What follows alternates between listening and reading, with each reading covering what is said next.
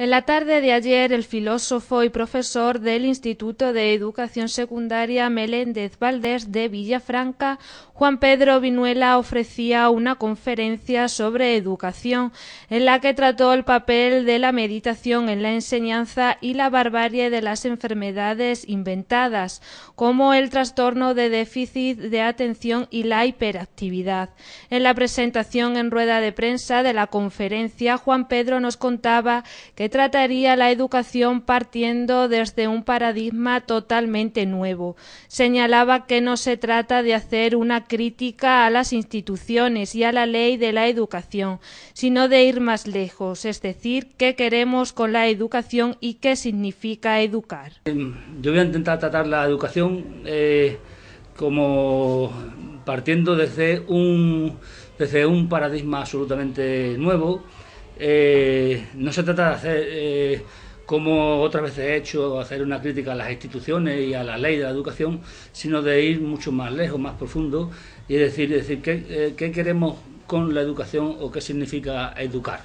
Entonces, la idea es que la educación tiene que ser volver al ser, es decir, volver a lo que es realmente el hombre. Lo que nos ha pasado en la historia es que nos hemos ido separando de nuestro ser originario, que es uno, es como se ve en el cartel. Si os dais cuenta, el cartel es una galaxia que sería el origen del universo primero, después la galaxia, después el origen de la vida, que viene representado por el ADN que sale de la galaxia. Entonces eso significa la unidad.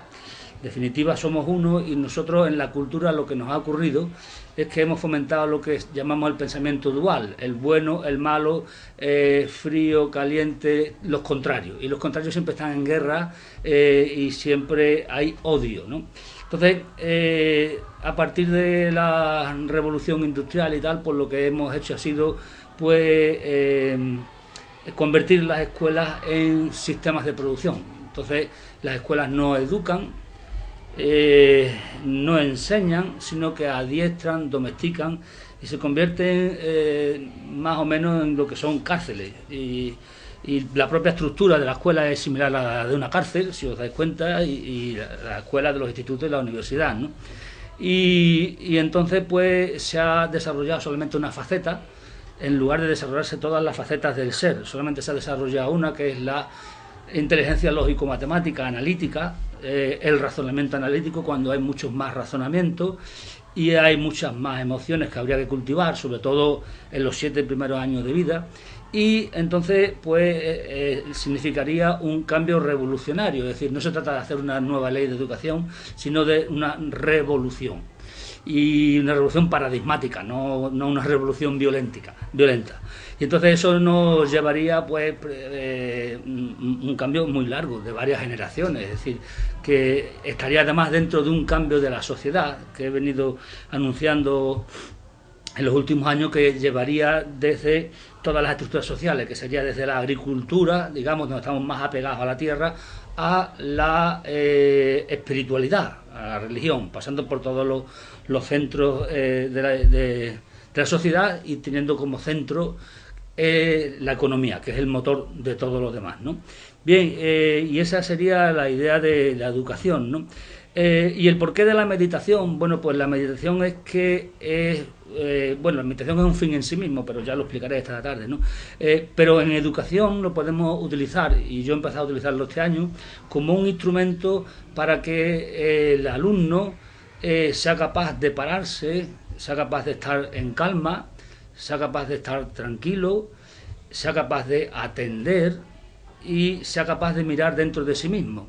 Y además lo que ocurre en la meditación es una cosa importante, y es que cuando uno medita elimina la mente. No es que la elimine, pues la mente siempre está ahí, pero no funciona con la mente, sino que funciona con lo que se llama la conciencia, y la conciencia funciona de manera intuitiva y no de manera racional, que es como funcionamos generalmente en la vida, y como las estructuras sociales están construidas, y también la educación.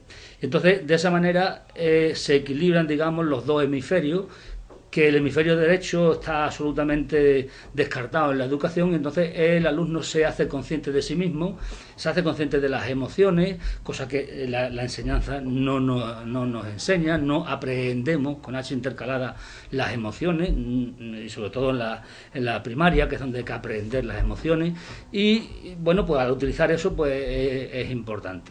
Luego hay una coletilla ahí, que es lo de la enfermedad esta del trastorno de déficit de atención y la hiperactividad, que bueno, es un pelín provocativa, pero digamos en la línea cínica o en la línea irónica de Sócrates, pero lo que yo quiero señalar ahí, porque a lo mejor la lectura, sobre todo para los padres que tengan hijos diagnosticados de esa enfermedad, pues puede resultarle un poco chocante, ¿no? O incluso a lo mejor fuera de lugar. Pero bueno, simplemente lo que yo he querido decir ahí, que esta enfermedad no es una enfermedad biológica, que está dentro del paradigma biologicista, mecanicista de la medicina, sino que es una enfermedad, caso de que la haya, es una enfermedad psicosocial, y que en principio no habría que tratarla con medicinas, con fármacos. El fármaco lo que hace es agravar el caso y lo que hace es eliminar muchas facultades del niño, etcétera, etcétera.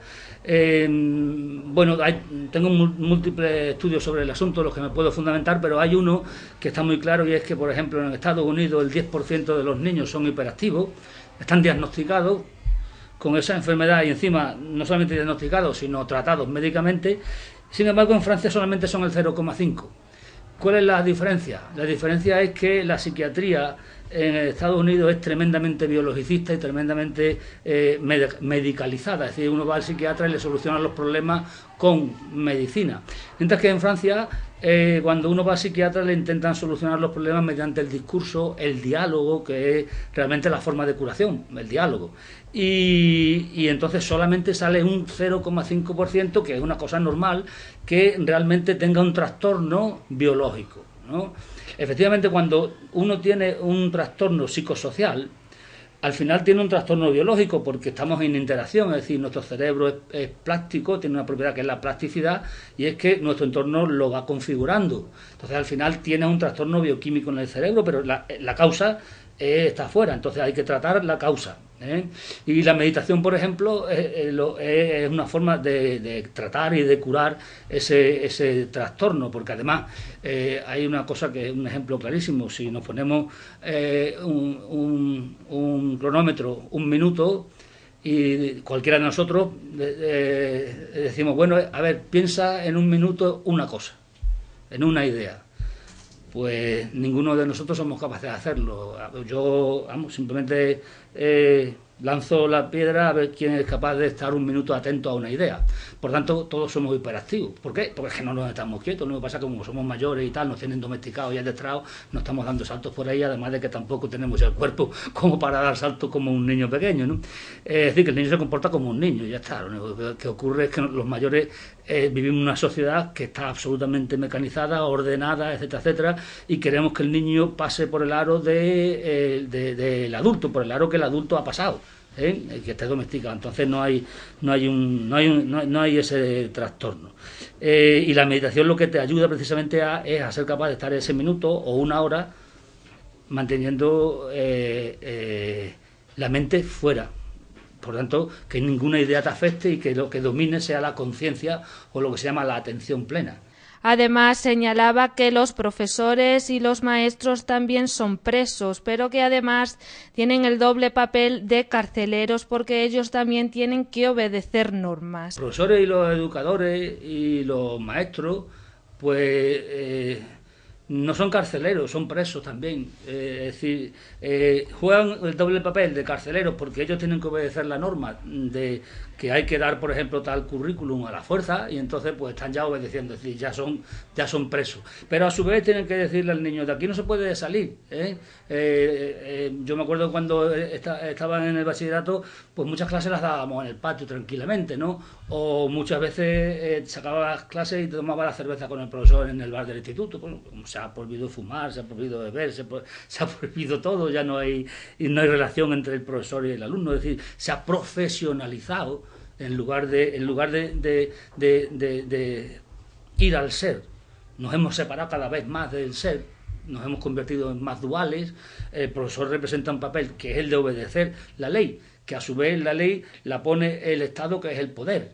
Entonces el profesor está enganchado en la cadena de montaje de lo que son las fábricas de producción de humanos productivos, no de personas, porque el fin de la educación sería producir sabios.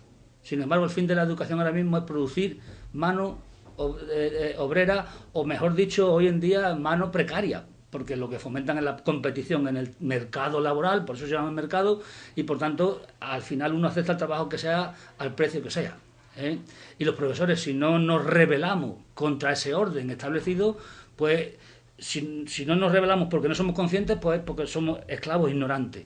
Y si no nos rebelamos porque no queremos, es que simplemente estamos participando en la cadena de montaje de lo que es la fábrica. Porque la fábrica y la escuela es lo mismo, son sistemas carcelarios, igual que el hospital. Esto es lo que lo que llamó Foucault el biopoder, ¿no? O lo que más modernamente Deleuze llama el poder simbólico, que es todavía más fuerte, porque no nos damos cuenta de que existe, ¿no?